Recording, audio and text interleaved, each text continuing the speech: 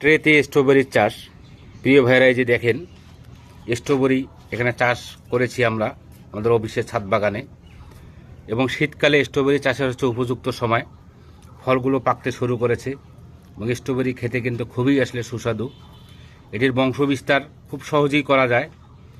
একটি গাছ যদি আপনারা রোপণ করেন, সেখান থেকে কিন্তু আপনারা এর ডালের মাধ্যমে খুব সহজে বংশবিস্তার করতে পারবেন।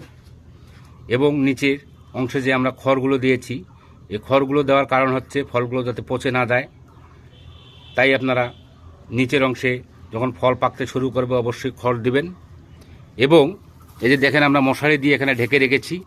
এই ঢেকে রাখার উদ্দেশ্য হচ্ছে যাতে পাখি এবং বিভিন্ন ক্ষতিকারক কীটপতঙ্গ যাতে ফলগুলো নষ্ট করতে না পারে, যার কারণে এই আমরা প্রোটেকশনটি ব্যবহার করেছি।